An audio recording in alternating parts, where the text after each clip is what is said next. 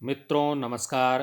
मित्रों, आज की अपनी इस कक्षा में हम अध्ययन करेंगे हमारी कक्षा 10 की हिंदी की पाठ्य पुस्तक क्षितिज के काव्यखंड से ऋतुराज जी द्वारा लिखित रचित कविता कन्यादान के अभ्यास प्रश्नोत्तरों का। मित्रों, इस कविता को मैंने भावार्थ के साथ अपने पिछले वीडियो में अध्ययन कराया है। आप उस वीडियो को देखकर भावार्थ का अध्ययन कर सकते हैं। यहाँ पर हम बिना देरी किए हुए अभ्यास प्रश्नोत्तरों को हल करेंगे।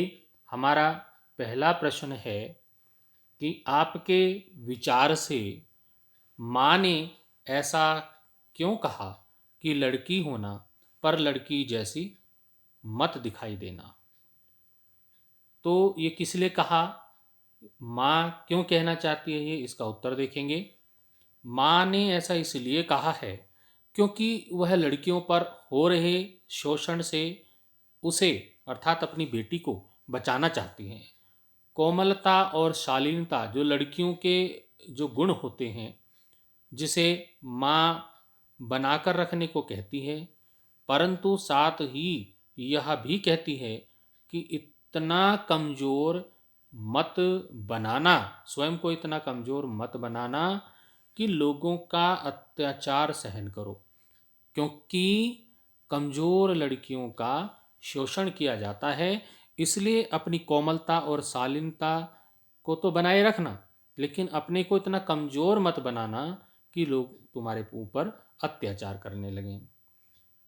प्रश्न संख्या 2 पर चलेंगे। प्रश्न संख्या 2 है, आग रोटियां सेकने के लिए है, जलने के लिए नहीं।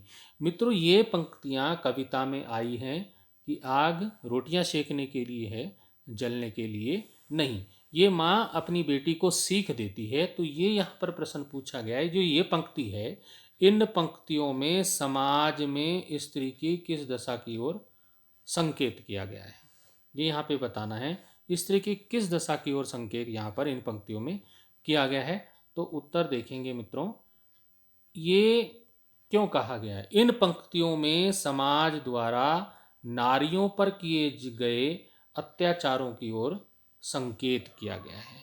वह ससुराल में घर गृहस्थी का काम संभालती है, सबके लिए रोटियां पकाती है, फिर भी उसे अत्याचार सहन करना पड़ता है और उसी अग्नि में उसे जला भी दिया जाता है। नारी का जीवन कष्टों से भरा होता है, वो इन पंक्तियों में कहने का प्रयास कविराज ऋतुराज जी ने किया है।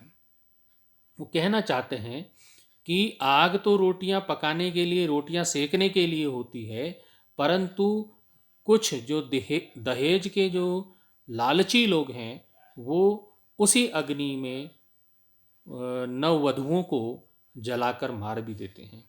तो माँ अपनी बेटी को सीख देना चाहती है कि बेटा, ये जो आग है वो रोटियां सेकने के लिए होती है, जलने के लिए नहीं। ऐसा कभी अत्याचार तुम्हारे पर हो तो उसका प्रतिकार करना, उसको सहन मत करना। और कई लड़कियां ससुराल से तंग आकर अपनी जीवन लीला को अग्नि में समा देती हैं, जलकर मर जाती हैं। उनके लिए भी माँ यही सीख देना चाहती है कि आग रोटियां सेकने के लिए है, ना कि जलने के लिए। अगले प्रश्न में चलेंगे। इसी में जो खा है दूसरे का, वो है, माँ ने अपनी बेटी को सचेत करना जरूरी क्यों समझा। माँ ने बेटी को सचेत करना क्यों जरूरी समझा। तो अब ये क्यों जरूरी समझा, इसका उत्तर हम देखेंगे। देखिए, माँ जो है, जो कन्यादान कविता में माँ ने अपने जीवन के कड़वे अनुभवों, संघर्षों के आधार पर बेटी को सचेत करना जरूरी समझा, क्योंकि माँ ने अपने जीवन के कड़वे अनुभवों, संघर्षों को सहन किया है, अनुभव किया है। उन्हीं के आधार पर बेटी को भी उसने सचेत किया है और कहा है, माँ अपने जीवन में कटु अनुभवों व पीड़ा को सहन कर एक परिपक्व महिला बन चुकी है। इसलिए माँ जानती है कि उसकी बेटी अभी इतनी सयानी नहीं हुई है। सनानी सयानी का मतलब समझदार नहीं हुई है। बेटी हो तो गई, शादी की उम्र भी हो गई, उसका विवाह हो रहा है, परंतु उसकी बेटी अभी सयानी नहीं है, वो दुनियादारी को समझने वाली नहीं है। उसको ये माँ जानती है इस बात को कि उसकी बेटी अभी इतनी सयानी नहीं हुई है, समझदार नहीं हुई है, वह दुनियादारी को समझ सके इतनी समझदार नहीं हुई है, इतनी सयानी नहीं हुई है। वह अभी भी बहुत ही भोली व नादान है, इसलिए वह लोगों के छल कपट प्रपंच और दुष्टता को समझने में असमर्थ है। माँ यह भी जानती है कि बेटी ने अभी तक अपने जीवन में सिर्फ सुख ही सुख देखा है, दुख नहीं देखा। माँ बाप के घर में सिर्फ सुख ही सुख देखा है। विवाह के पश्चात महिलाओं के जीवन में आने वाली जिम्मेदारियों, संघर्षों व विकट परिस्थितियों से वह बिल्कुल अनजान है। उसे पता ही नहीं है कि ससुराल में विवाह के पश्चात महिलाओं के जीवन में क्या क्या जिम्मेदारियां आती हैं, क्या क्या संघर्ष आते हैं और क्या क्या विकट परिस्थितियां आती हैं, उनसे वो बिल्कुल अनजान है। उसे ससुराल में किसी भी प्रकार की कोई परेशानी ना हो, इसलिए माँ ने बेटी को सचेत करना जरूरी और बहुत जरूरी समझा।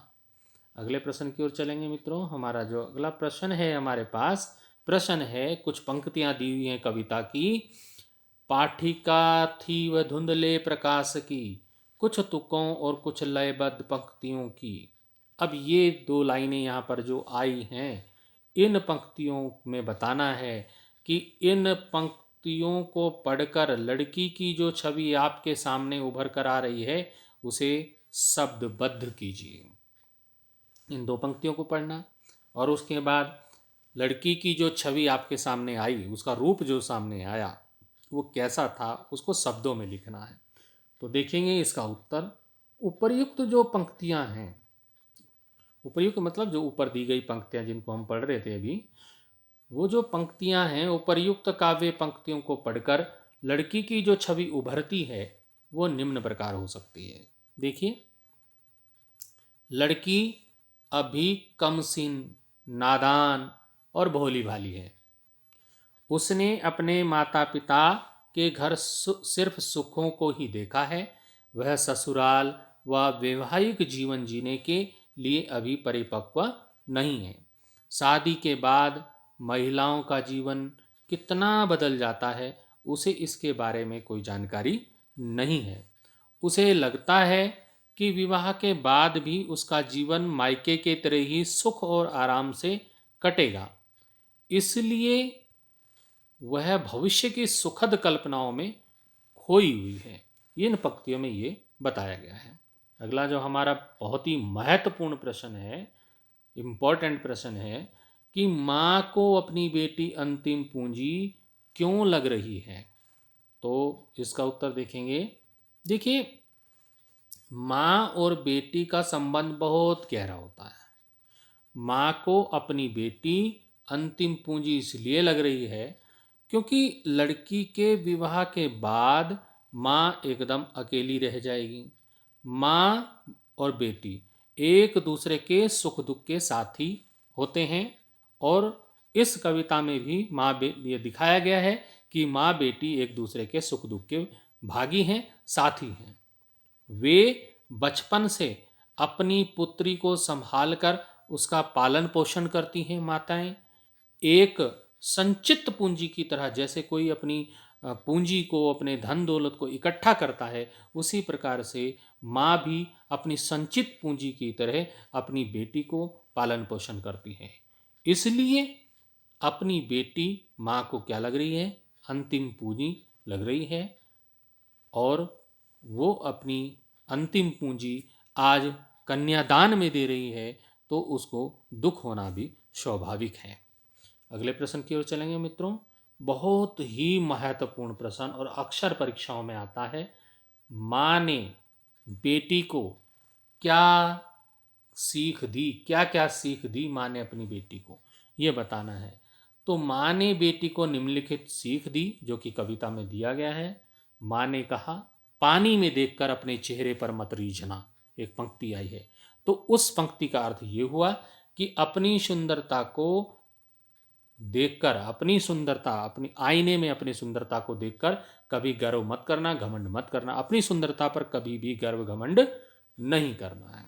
दूसरी जो सीख दी माँ ने वो है, धन संपत्ति से कभी मोहित मत होना, क्योंकि वस्त्र और आभूषण जो इस बंधन है स्त्री जीवन के, वस्त्र और आभूषण बंधन है स्त्री जीवन के, और इनके जो वस्त्रों में, धन संपत्ति में, आभूषणों के लालच में कभी मत पड़ना। जीवन के कष्टों का डटकर सामना करना, कभी भी आत्महत्या का विचार भी अपने अंदर आने मत देना, क्योंकि आग रोटियां सेकने के लिए है, जलने के लिए नहीं। और अंत में माँ ने कहा, लड़की होना पर लड़की जैसी दिखाई मत देना। सरलता और भोलेपन को कभी अपनी कमजोरी मत बनने देना। तो ये कुछ 4-5 सीख हैं जो कि परीक्षा में पूछी जाती हैं, बहुत महत्वपूर्ण हैं, और आप इनको लिखेंगे, नंबर पूरे प्राप्त करेंगे। हमारा एक प्रश्न हम देख लेते हैं रचना और अभिव्यक्ति से, जो कि कभी कभी आ जाता है, महत्वपूर्ण है। इस प्रश्न को देखेंगे। प्रश्न है, आपकी दृष्टि में कन्या के साथ दान की बात करना कहाँ तक उचित है? क्या आपकी दृष्टि में सही है कि कन्या के साथ दान की बात की जाए? कन्यादान शब्द सही है? तो इसके उत्तर को हम देखते हैं। भारतीय संस्कृति में कन्यादान को सबसे बड़ा दान माना जाता है। कन्यादान महादान। कन्यादान से अभिप्राय है कि लड़की के विवाह के पश्चात उसकी विदाई। लेकिन दान शब्द का अर्थ यह नहीं है कि उससे हमेशा के लिए संबंध टूट गया। कन्यादान के पश्चात लड़की को अपनी इच्छा अनुसार वस्तुएं दी जाती हैं, परंतु उसे कन्या का दान देना नहीं कहा जा सकता। मेरी दृष्टि से यह, हमारी दृष्टि से बिल्कुल अनुचित है। ये बिल्कुल भी सही नहीं है कि कन्या के साथ दान की बात की जाए। कन्या को हम उसका विवाह करते हैं, परंतु उसके साथ दान की बात करना अनुचित है। तो मित्रों, इस प्रकार हमने जो ये कन्यादान कविता है हमारी, ऋतुराज जी द्वारा रचित कविता, बहुत ही महत्वपूर्ण कविता और बहुत ही सुंदर, अच्छा संदेश देने वाली कविता है। इसको आप हमारे पिछले वीडियो से अध्ययन कर सकते हैं, और आशा करता हूँ इस वीडियो के माध्यम से इसके अभ्यास प्रश्न उत्तरों को भी आप अच्छे प्रकार से समझ गए होंगे। मित्रों, अगले वीडियो में मिलेंगे। अभी के लिए धन्यवाद।